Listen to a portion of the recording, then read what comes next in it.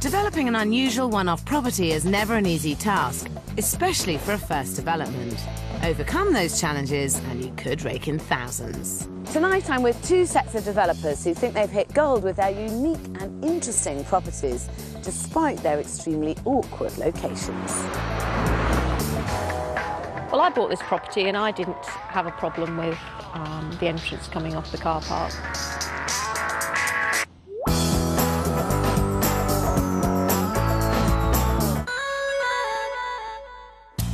Two quirky properties with developing potential.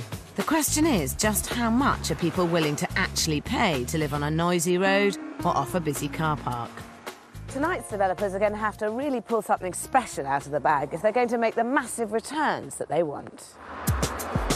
This is Bourne in Lincolnshire. This market town is half an hour from Peterborough and popular with both families and young professionals. And it's here that Jacky Copland and John Burrows plan to become property developers. Jackie is a fitness instructor, whilst her new partner, John, owns a painting and decorating business. With his expertise, they're hoping to make a fortune on this Grade 2 listed house. We've been together for 3 months now.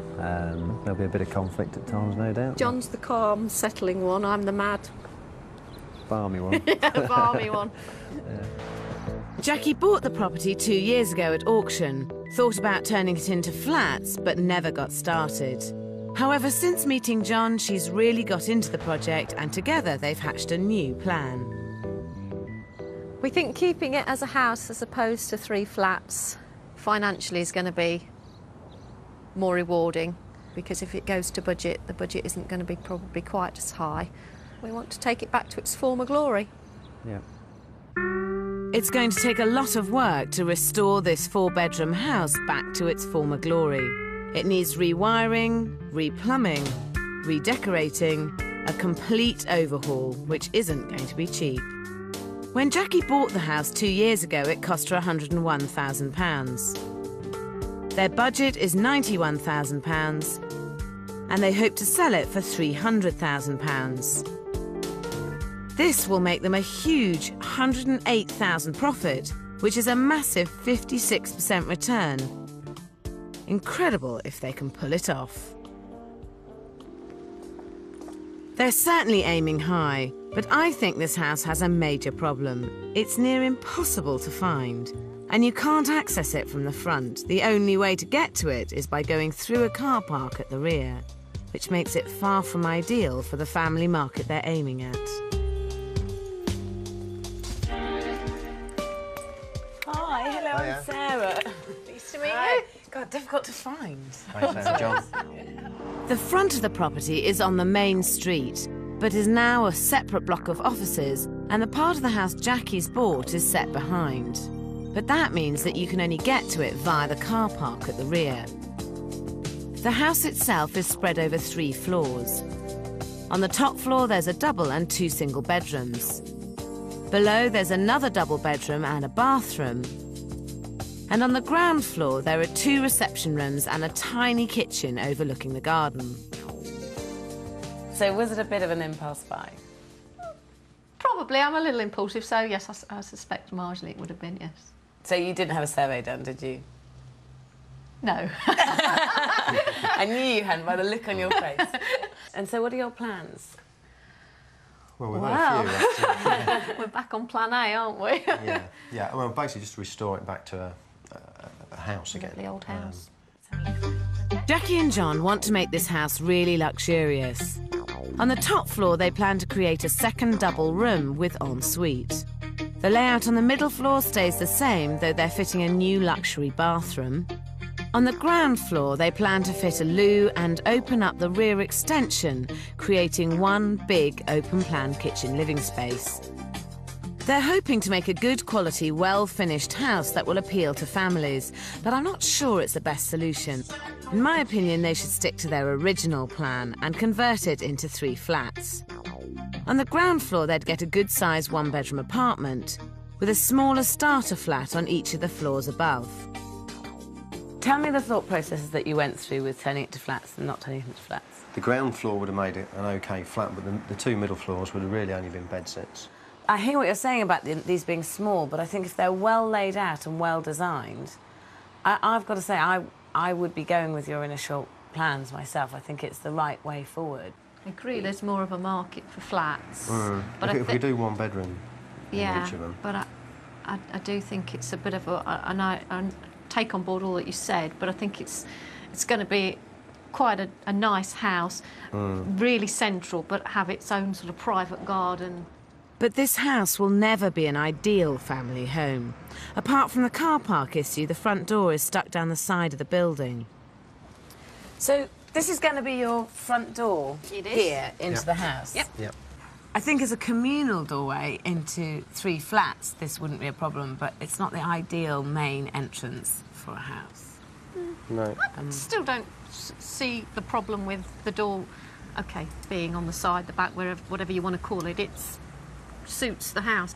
I think that most people who are going to part with £300,000 would be wanting a front to their house. I think these are big problems because there's a danger families just won't want to buy it. Jackie and John should really think about this. The central location will appeal more to young professionals than families, which means flats will sell quicker, and I think they'd make the same amount of money. But John and Jackie are absolutely sure a house is the way forward. It hasn't, no, changed a thing. No, what she's told us isn't anything we haven't heard already. And at the end of the day, the house will be quality, and all we need is that one buyer. It's a bold and risky decision, but these two are nothing if not confident. 185 miles northwest in Lancashire, 2 more hopeful developers are equally convinced that they can make big returns on another unique and difficult property. Quantity surveyor Simon Gore and his friend contracts manager Paul Hilton bought this 18th century derelict watermill 5 months ago.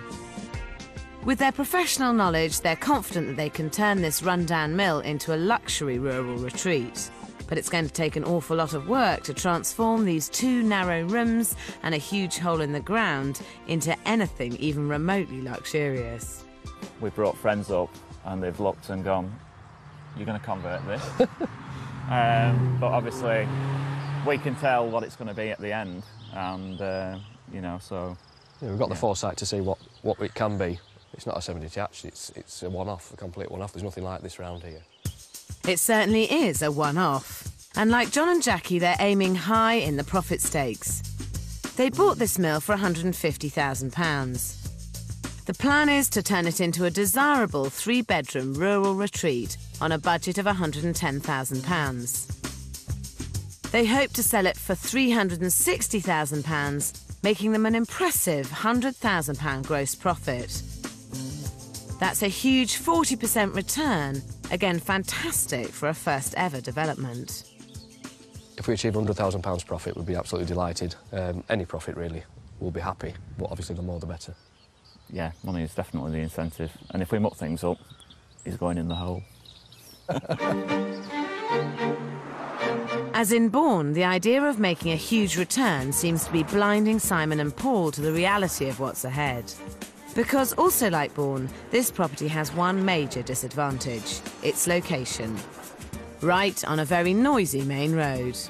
In fact, it's one of the most popular biker routes in the country, which is going to make this a very tricky location to overcome. In Bourne, John and Jackie have started ripping out the insides of the house to turn it into a fabulous family home. But no matter how good their renovation, with a location like this, will any buyers even bother to get past the garden gate? Jacky Copland and John Burrows are off to a flying start on their first development, this rather awkward property in the middle of Bourne. Week 2 and they're stripping everything out in order to turn it into a luxurious family home. But I think they should think again about whether they're doing the right thing. What Jackie needs to do is take a long, serious look at her competition. Now, I just want one last shot at trying to convince you to turn your house into flats, as you had originally planned. So it's your wisdom, not mine. Yes. Bourne is very much a family area. There's fantastic schools, and I think that there are a lot of family houses for sale. These are some details of some houses that have sold on this road.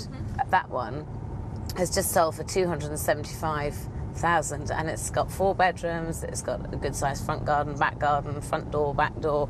It's a more traditional sort of deal, really. Yeah, but at the end of the day, it's very much a semi.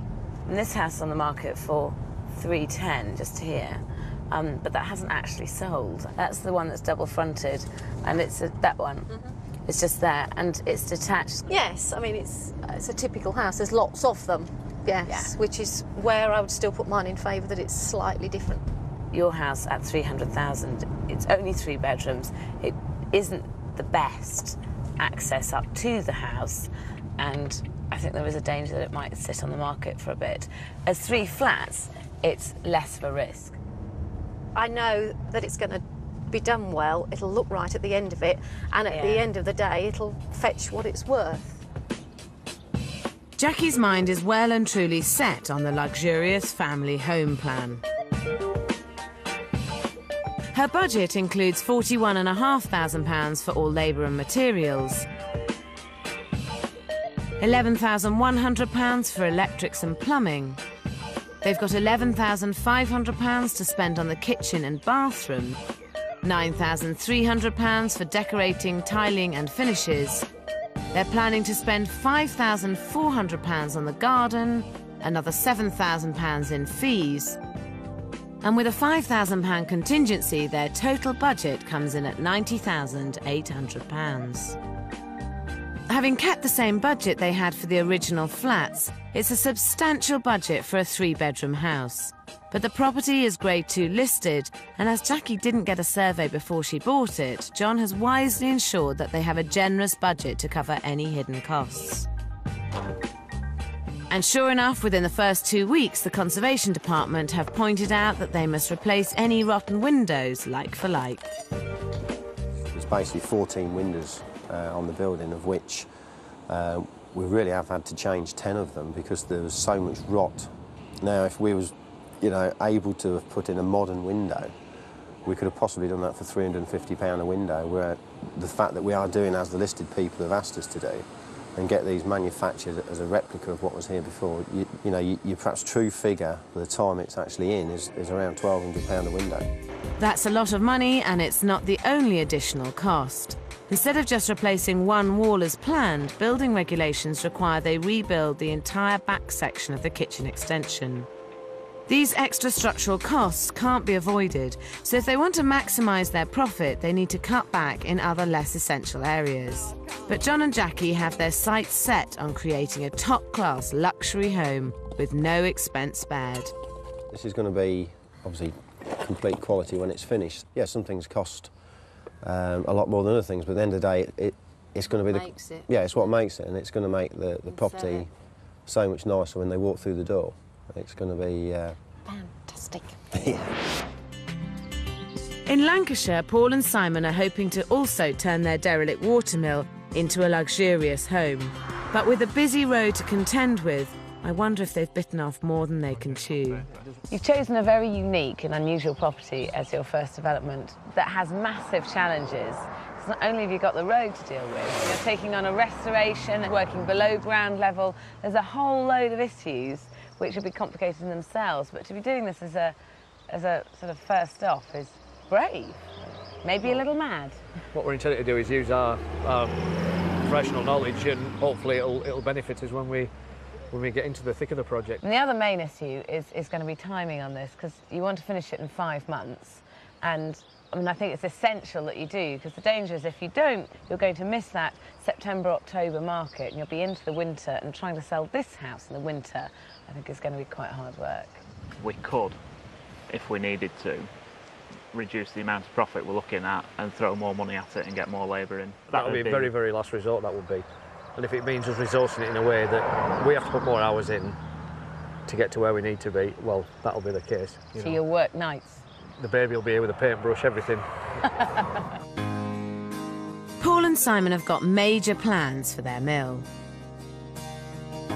Currently, it consists of 2 rooms on the ground floor with a hole in the ground below where the water wheel used to be. They intend to build stairs down and waterproof this space, which will become a master bedroom with ensuite and French doors onto a sunken patio. Above this will be a kitchen diner and a sitting room next door. They are also building a new 2-storey extension alongside the original building, which will house a bedroom and bathroom on the ground floor and 3rd bedroom upstairs. Getting all this done in just 5 months is going to be really tough, and before they can even get started, they suffer their first setback. Heavy spring showers initially put the project back 3 long weeks. The location of this property keeps working against them. Not just the busy road, nor being in one of the wettest parts of the country, but it just happens also to be situated in a place of historical interest. The first recorded watermill was built on this site 800 years ago, which means that when the rain finally stops and work starts, they need to have an archaeologist oversee all the excavation work. There's a real danger that if this site turns up anything of interest, it could hold the project up by months. Paul and Simon now have to spend 2 agonising days watching one man digging around with a trowel. Are we getting along? There's obviously a lot of rubble been dumped in this area. I take it that there's nothing that will stop us really carrying on? No, I don't think There's so. no delays or anything? No, it's all pretty late. There's quite a good wall there, but I think that's probably 19th century. Should be no problem, really. Fine, fine. Right. That's the good news, and at last they can get cracking on the site. But no sooner does the digger get going, there's another hitch. Clearing tons of old concrete out of the mill race and the side extension foundations is a much bigger task than they thought, and takes them 2 weeks longer than predicted. Currently we're approximately 4 to 5 weeks behind programme due to the weather. That's cost us alongside the breaking out of the concrete. And it is frustrating because we want to get on. We'll both hold our hands up and say it's been harder than we thought it was going to be. Yeah. And I think if we were both to be honest, we'd both say we'd much rather have opted for a new build. But I think the delays are the least of Paul and Simon's worries. Adapting the 18th century mill for 21st century living is a real challenge. And with the layout that Paul and Simon have planned, they'll end up with a tiny pokey galley kitchen. That would be a real disaster for this development. I've come to convince them to change it while they still can. You've got kitchen units both sides, haven't you? So once you've got your kitchen units, which come out 600, so they're going to be there, this side, and you've got your kitchen units, assuming it's there, you're going to be left with about 90 in the middle, which is going to feel very tight for a country retreat kitchen. It's our intention to take this wall out here, which backs onto the living room being on the other side. And it's approximately 600 millimetres thick, so we can actually reduce it in size, put a new blockwork wall up, which is 100 mil thick, further that way. So you'll take this wall down because it's so thick and rebuild it much thinner, giving you a bit extra space here. Personally, I think you're bonkers to take a wall down and build it up again. What I think you should seriously consider is if you're taking this wall down, not rebuilding it and leaving this space open plan. You could have kitchen in this area with an open plan to a dining area and then an amazing living room. And the sense of space you'd have would be really magnificent. And there needs to be something magnificent about this house. Kitchens sell houses like no other room, and with the exterior of the mill less than ideal, they really do need to get the interior just right. I can see what she was saying about giving it that open aspect. It'll make it all feel a lot bigger. If it's going to enhance the project and the saleability of the scheme, then we'll do it.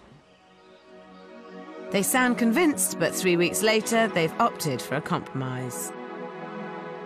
The wall is down, but they've decided to rebuild the fireplace in its original position, right in the middle of the room. I think the position here of the fireplace is essential because with it being a long room, if we'd have had it at one end, you couldn't arrange your settees, I don't think, in such a way that it would be comfortable to get any heat from the fire. And at the end of the day, fires and televisions are probably a focal point in a room. I think it'll be a nice feature, that. He might think it's a nice feature, but I think the chimney is a bit too dominant and could restrict the use of the space in here. Layout is as important in Bourne. John and Jackie need their house to feel like the perfect family home if buyers are to overlook the awkward location. They're now 6 weeks in and the kitchen extension is taking shape. So you've rebuilt this area here. Yeah, yeah. And this is going to be a kitchen breakfast room. Yeah, kitchen diner. Kitchen dining room. Yeah. Right, and where's the kitchen going? Well, basically all around these walls here. I mean, that side's going to be the sink. It's going to be like a double Belfast sink. And then you've got base and wall units all around here. You've got the range and canopy there. And then you've got like a peninsula that comes off here with the fridge and freezer. Right. Normally I would agree that put the kitchen at one end and the eating at the other end. But because it's very light, this area, and I think it's a shame to not have the table, which is the area that you sit in, near the lightest part. I don't know if it's going to be that much darker over there, do No, you, with I the mean, at the ceiling moment high? it's a little bit overcast. I'm wondering whether it wouldn't be better to put kitchen units along here and all the way along this wall and along that wall, so that you leave the whole room open, and then you can have a table here, or it can push that way or push this way. That way, when you're sitting at the table, you'll see right out down the garden, you'll see out through these windows. We did going all that way with the units, didn't we? But we felt we wanted a separate part, you know, rather than one just great big kitchen. I think that if you put a peninsula unit of kitchen units, it just divides the room up and means that it's less flexible. It means that you have to have your table a specific size in a specific place. John and Jackie are making the same mistake as Paul and Simon. Having created this open space, they're now dividing it up and they're breaking the basic rule of having a table overlooking the garden. They're spending £8,500 on this kitchen, so they should seriously consider the layout their market would prefer and not what they would prefer. But I'm not sure John and Jackie are really open to suggestions. We've got no doubts about the layout of the kitchen that we've decided to go with. No doubts whatsoever. No doubts. No. It's an interesting thought, and that's all it is. You know, if the decision had to be made then there was no decision. It wasn't going to be changed. Our layout, yeah, it offers all the flexibility that a kitchen should offer, but I think the added bonus of it being more functional than the layout that Sarah was offering, I think that's probably the advantage on ours.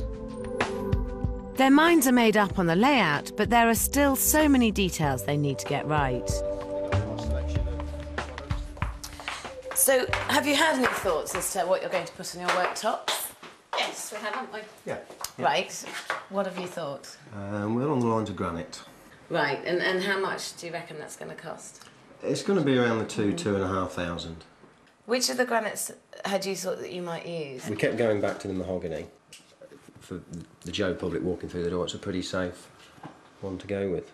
The problem with granite is that it has been around quite a long time, and I see granite in houses that are now being redeveloped. So the granite's being taken out, and especially actually this sort of the big sort of pinky swirly granite. It's been around such a long time that it's sort of past its fashion in a way. Yeah. I personally would probably go for this Nero. I have put this one into a number of kitchens, and it does have a kind of simplicity which is beautiful and ends up looking a little bit like glass. It's got a nice classy look to it, but I just think maybe a bit dark. It might be worth going and having a look at a bigger piece of the one that you think you'd like to use. If you're going to spend that amount of money, you certainly don't want the worktop to arrive and think, don't sure about that. No, we'll definitely have a look at that. This seems to be one area they might be prepared to compromise on. Good point she's made. Yeah. I like it very much, but I would like to see it. On a bigger scale. Yeah, so back to the drawing board. Yep. So after 8 weeks, John and Jackie's development is really coming along. They're on schedule, on budget, and enjoying every minute. They're hoping to smash ceiling prices for family houses in the area, but whilst I remain a little concerned about the location, fortunately Jackie doesn't seem to think it's a problem. Some people probably won't like it, but I'm sure there'll be enough people out there that don't have a problem with it. I know it's not a traditional entrance coming off a road, but it also isn't a problem. It's week 10, and in Bourne, painter and decorator John Burrows and partner Jacky Copland are giving their rather unique house a huge £90,000 makeover in the hope of making them over £100,000 profit.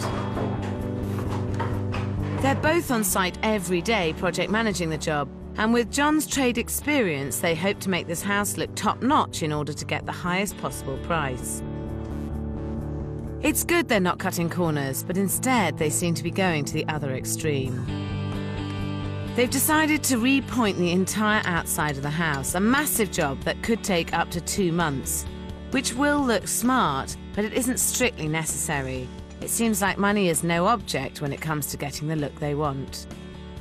We could have, saved money and put in a lesser kitchen, lesser bathroom, and done possibly less work here, but at the end of the day, you get what you pay for, and we're expecting the people who buy this, they're going to get an absolute quality product, and the people who will buy this will know that, won't they? Oh, yeah. The people that don't appreciate that won't buy it, won't pay that sort of money. We'll go and look elsewhere for something that's been done at a lower level. My worry is that it won't matter how lovely the inside is if they can't convince the buyers to look beyond the car park. I want to help Jacky minimise that first impression. Now, the reason that I wanted to talk to you out here is because I wanted to discuss the access situation of your house, which I think there are going to be some buyers who are going to have an issue with the access because it is sort of semi-industrial and it's unconventional, and some people are going to have a problem with that. I can't see the big issue between how you find it so detrimental that it's a car park as opposed to a busy road. I think it's the fact that it's got a feeling of the back of shops to it. The area out here you can't affect. It's going to be what it is. But maybe you should put the brakes on to a certain extent with the specification inside and really concentrate on the garden, because you can make it really effective, that area. How much are you planning on spending doing all of the garden? I think we'd allowed about £5,000 in the budget. 10% of your total budget would be £9,000. And I think it would be reasonable to spend 10% of your budget on a garden this size. Yeah. Obviously, we don't know exactly how much it's going to cost, but we'll make sure that it gets done properly and has the right look. So if it goes over the 5, then it won't be a problem. I think you should put the garage, let's use this as the corner of the garage, about here. You're having the garage doors facing me? Facing you. Okay. Yes. Yeah. So you'd have the garage, you'd come in and you'd be able to turn and go into the garage this way and reverse out. Yep. I think I'd be tempted to have electric gates on so that you can come in on a bleeper. Yeah, I think that's a good idea. Then I think you need to have a fence so that it very much divides the parking from the rest of the garden. So you feel that it's a transitional area between the two, about here. The next issue this garden has to address is that it needs to guide visitors to the main entrance on the side of the house. The important thing with this garden is to try and lead people down to the side door so they use that as the front door and aren't tempted to use the kitchen doors as the front door. Yeah. So I think if you start as far as you can to the left and then you have the path twisting over to the right relatively quickly, because the only problem with a very curving path is people will tend to just cut the corners off and just walk across it anyway. Yeah. But then when you come down to this end here, you've got to keep people over to the right. And I would personally put a seating area here. So you put the table and chairs here, which actually obstructs this door so that people aren't in any way tempted to go through there. All of this is trying to force people down so that there's absolutely no question in their mind that they use the side door as the front door. Yeah. Jacky and I seem to be seeing eye to eye. Work starts almost immediately on the garden, turning it into something that will make buyers forget the car park as soon as they walk through the gates.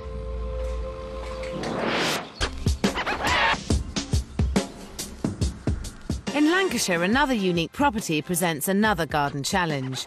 Paul and Simon have spent the last 4.5 months trying to transform the hole in the ground into a watertight bedroom and getting the side extension well underway. But now they too really need to start thinking about the exterior. Too many first-time developers leave the landscaping too late. But with this location to contend with, Paul and Simon really need to start on the garden right now. Their current idea is to have the garden at the front of the house, but there is another option. Obviously this area here will become a garden area, and from that side there we're going to have a bit of a patio and then soft landscape this with some screen planting in this position here. Okay, I mean, that's the one thing I do feel about this area here, because, I mean, if you imagine, let me just get one of these. In reality, if this was your front garden, and the main thing you're going to see is the road. That's why we want to introduce some planting in this area here, some soft planting. You don't have a big enough depth to do a really good screening, because even if you have bushes, you need thickness of bushes as well as good bushes. You need several bushes deep. One of the things I think maybe you should think about is landscape this, but have it as a front garden leading up to the kitchen door, and have your proper garden round to this area. If you come with me. There's another area at the back of the mill that I think could be a much more effective garden. You see, if you had your garden round here, and this, you could screen an enormous amount and have this as a really quite private garden, a back garden, a proper back garden, and have access out from the sitting room. You could have thick screening from kind of this point. You have several, 10 foot of good thick trees, which would make a big difference to the noise. Then you've got the ultimate in back gardens. You've got a private space that screens from the road with access from the sitting room. Yeah, I agree. I think we definitely need somewhere where people can sit out and, a nice paved area and that. Have a look next. I'm relieved that Paul and Simon seem taken with this idea, as the garden really needs to help sell this property, which is another reason for getting the development finished before the leaves fall off the trees. But they're now 6 weeks behind schedule, and the mill will not be ready until winter, the worst time for gardens and the property market. With so much still to do, Paul and Simon are getting increasingly worried about how far off their autumn deadline they are. They're now spending all their spare time here and are roping in friends and family on top of the builders to catch up on time and help with the bigger jobs like re-roofing the mill before the rains return. But even with all these extra hands on deck, they're still 6.5 months into a 5-month project, and they're nowhere near finished. This delay is going to eat right into Paul and Simon's profit. We're obviously not going to hit the deadline that we'd initially aimed for, and as a result of that, we're not going to get the property on the market at the time we were looking to do. That may mean that over the winter period, we've got a property that's sitting empty that we can't sell. At the moment, I think it's in the region of £1,000 a month that we pay out as far as interest payments are concerned on the property. So, it's a fairly hefty chunk of money. So the sooner we get the property finished, the better for everyone concerned. In Bourne, John has kept everything successfully on schedule. The garden is well underway, and it's time to start decorating. As this part is John's speciality, I've come to find out what ideas he's got in mind. Yeah. These are the colours that you're thinking of using, are they? Yeah, just a starting point, really. Okay. At the moment, we're sort of still playing with colours, but we did quite like this one. Right. Purely because it's nice and warm and it sort of goes nicely with the brickwork. Yeah. It does bring me on to the chimney breasts, and originally they would never have been exposed, and they're quite a big, bold statement in each of the rooms, and quite obtrusive. In terms of a development, it's enough of a statement to have the chimney breasts exposed without having another bold statement on the walls. I mean, I would be tempted to go along the lines of this sort of colour, because I think a more neutral tone. Yeah. I mean, this is what you do for a living. Yeah. What colour do you normally paint in? Well, a lot of the new developments, they're all in magnolia and white. And why do you think that is? Basically, the builders do it for ease. They don't want to get involved with giving the customer a choice of colours. The thing about a development is that somebody's moving into a house where they don't have to do anything, and they can live with magnolia because no one hates magnolia. You might think it's a bit dull, but you can't hate it. And And then you have the advantage of everyone can move their stuff in, and then they can think long and hard about what colour that they want to use. Yeah. But we have got a decorating business. We can change the colour if they really don't like it. So you will be using some bold colour? Oh yeah, we will, yeah. John's falling into the old personal taste trap again.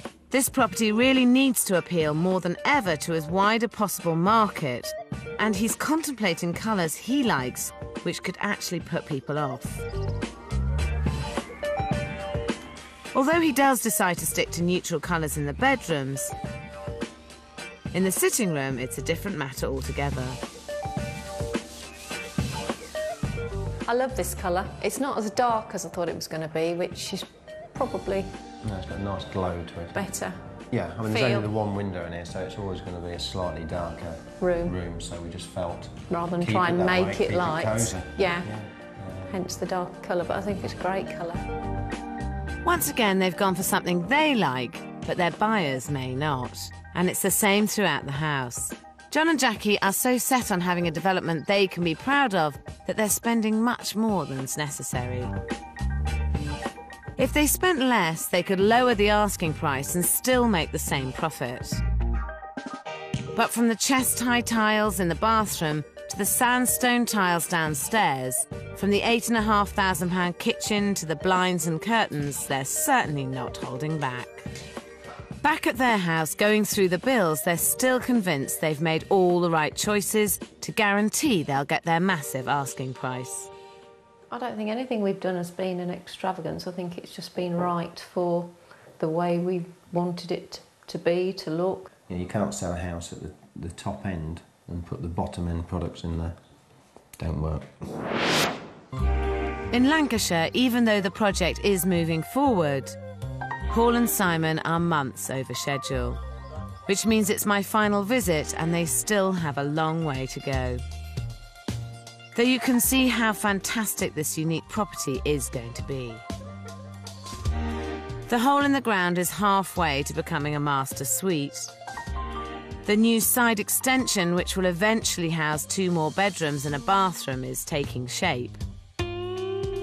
Paul and Simon took my advice and have removed the wall between the pokey sitting room and kitchen, which will give them a much more effective open-plan sitting room when it's finally finished. All the delays have cost them thousands in extra interest payments, but Paul and Simon have been cutting back on labour costs by doing as much of the work they can themselves. How is the budget at the moment? At the moment, we spent somewhere in the region of £50,000, haven't we? And we've got, I estimate about, from what we'd said originally, about 60,000 still to go at. And I'm quite aware that there's some big items to come out of that, like the kitchen, 2 bathrooms to fit out. Flooring, decoration.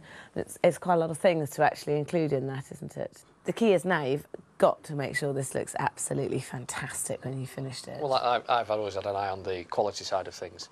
If the product's not right, for the money we want for it, we won't get it. With so much at risk, I've brought in agents at this stage to see if they can get their £360,000 asking price. The only problem that I can see from first impressions is obviously the road.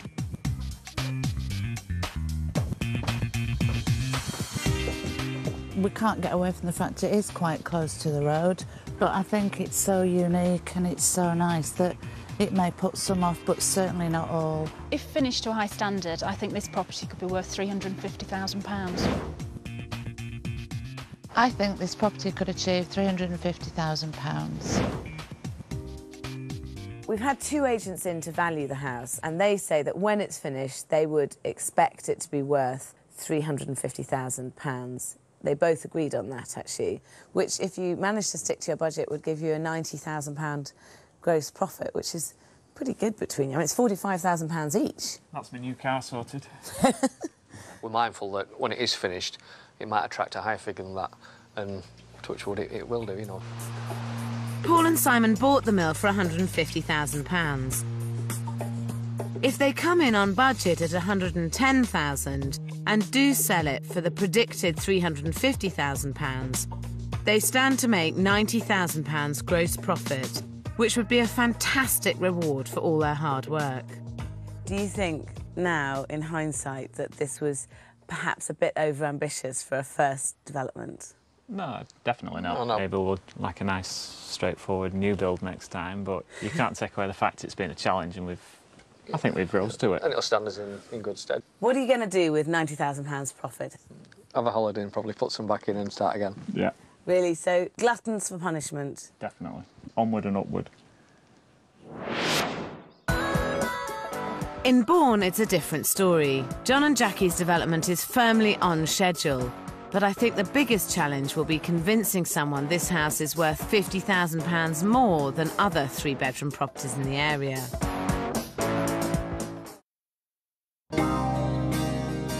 Five months ago, the biggest problem this rundown house had was its awkward location.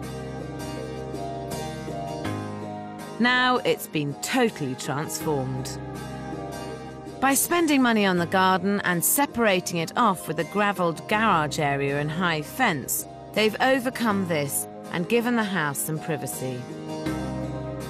The curved path works really well, leading visitors to the front door at the side of the house.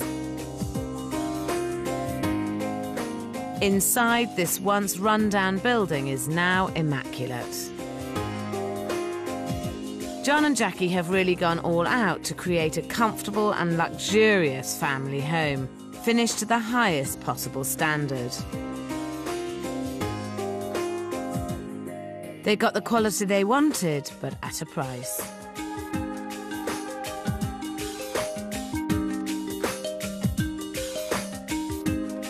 I do think the kitchen would have been better with the eating area near the window, but it's still an impressive room, and I'm glad they went for the black granite worktops, which are more en vogue at the moment.